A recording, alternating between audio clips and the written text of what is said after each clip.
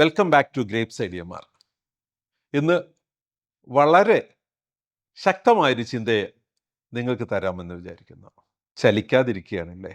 നമ്മൾ പലപ്പോഴും അനങ്ങാതിരിക്കാറുണ്ട് നമ്മുടെ ജീവിതത്തിൽ, ഒന്നും ചെയ്യാതെ വെറുതെ. സത്യത്തിൽ അപ്പം നമ്മൾ അനങ്ങാതിരിക്കുകയാണോ?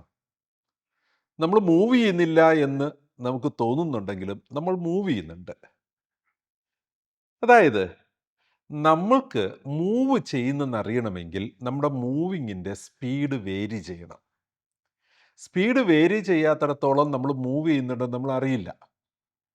ബസ്സിലോ ഓട്ടോറിക്ഷയിലോ ഒക്കെ നമ്മൾ യാത്ര ചെയ്യുമ്പോൾ നമ്മൾ ട്രാവൽ ചെയ്യുകയാണെന്ന് നമുക്ക് അറിയാൻ പറ്റും. കാരണം അവിടെ നിരന്തരമായി നമ്മുടെ സ്പീഡിന് വേരിയേഷൻ സംഭവിക്കുന്നുണ്ട്.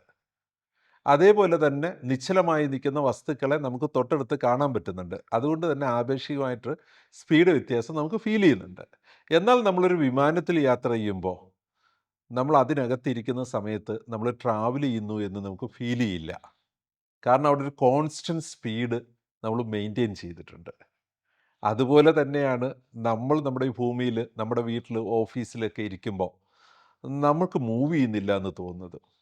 കഴിഞ്ഞ ദിവസം നമ്മളൊരു വീഡിയോയിൽ പ്രതിപാദിച്ചിരുന്നു.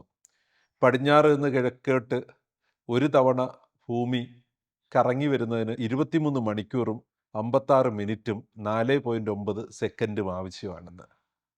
അങ്ങനെ ഒരു തവണ കറങ്ങണമെങ്കിൽ ഭൂമി ശബ്ദത്തേക്കാൾ വേഗത്തിൽ മൂവ് ചെയ്തിട്ടിരിക്കണം. ശബ്ദത്തിൻ്റെ വേഗം നമുക്കറിയാം, 1234 കിലോമീറ്റർ പെർ അവറാണ്.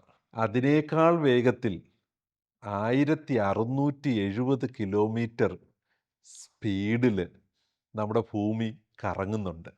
അപ്പോൾ നമ്മൾ ഏകദേശം സൂപ്പർസോണിക് സ്പീഡിൽ ഇവിടെ യാത്ര ചെയ്തിട്ടിരിക്കുക. അതുമാത്രമൊന്നുമല്ല കേട്ടോ, ഇതിനേക്കാളൊക്കെ എത്രയോ മടങ്ങ് വേഗത്തിലാണ് സൂര്യനെ നമ്മൾ ചുറ്റിക്കൊണ്ടിരിക്കുന്നത്.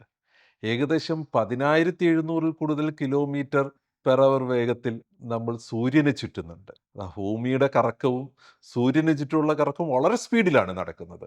അപ്പോൾ നമ്മൾ വളരെ വേഗത്തിൽ കറങ്ങിക്കൊണ്ടിരിക്കുക.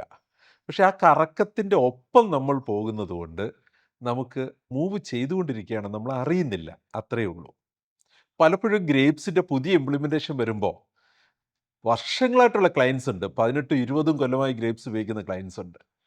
അവർ ചോദിക്കും, നിങ്ങൾ എന്ത് ഫാസ്റ്റായിട്ടാണ് പുതിയ ടെക്നോളജീസൊക്കെ പുതിയ ഹോസ്പിറ്റലിൽ ഇംപ്ലിമെൻ്റ് ചെയ്യുന്നത്, ഇത് ഞങ്ങൾക്കൊന്നും പുതിയ ടെക്നോളജീസ് തരുന്നില്ലേ?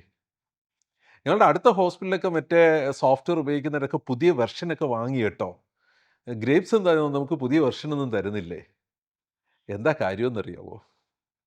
നമ്മൾ ഈ പുതിയ ഒരു ഹോസ്പിറ്റൽ ഇംപ്ലിമെൻ്റ് ചെയ്യുമ്പോൾ അവരുപയോഗിച്ചിരുന്ന പഴയ ഒരു സോഫ്റ്റ്വെയറിൻ്റെ കൺവെൻഷണൽ സിസ്റ്റത്തിൽ നിന്ന് കംപ്ലീറ്റ് ഡിജിറ്റലൈസേഷനുള്ള ഹെൽത്ത് ഇൻഫോർമാറ്റിക്സിലേക്ക് സഡനായിട്ട് കൊണ്ടുപോകുമ്പോൾ ആ ഫ്ലൈറ്റിൻ്റെ ടേക്ക് ഓഫ് പോലെയുള്ള ഒരു വളരെ പ്രഷറൈസ്ഡ് സ്പീഡ് വേരിയേഷൻ നമുക്ക് ഫീൽ ചെയ്യുന്നു. അവർ കമൻറ്റ് പറയും, സൂപ്പർ, ഗ്രേപ്സ് എക്സലൻറ്റ്, നന്നായിട്ട് പെട്ടെന്ന് അവർ ഡിജിറ്റലൈസ് ചെയ്ത് തന്നു.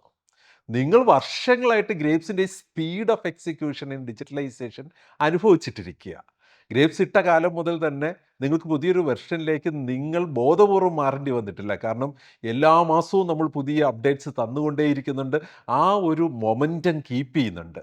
ഏറ്റവും ലേറ്റസ്റ്റ് ഡിജിറ്റലൈസേഷൻ നമ്മുടെ വർഷങ്ങൾക്ക് മുമ്പ് ഗ്രേപ്സ് വാങ്ങിച്ച ഹോസ്പിറ്റലുകളിൽ പോലും ഒന്ന് ഇംപ്ലിമെൻറ്റഡ് ആണ്, അവിടുത്തെ എംപ്ലോയീസ് യൂസ്ഡ് ആണ്.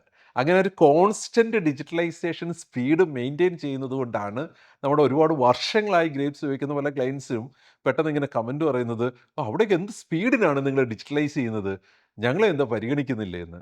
ഞങ്ങൾ നിങ്ങളുടെ കൂടെയുണ്ട്. ആപേക്ഷികമായിട്ട് സ്പീഡ് അറിയണമെങ്കിൽ തൊട്ടടുത്ത് ഏതെങ്കിലും ഒരു ഹോസ്പിറ്റലിലെ ഡിജിറ്റലൈസേഷൻ്റെ കമ്പയർ ചെയ്താൽ മതി. അപ്പോഴാണ് നമ്മുടെ സ്പീഡിനെക്കുറിച്ച് വ്യക്തമായിട്ട് അറിയാൻ പറ്റുന്നത്.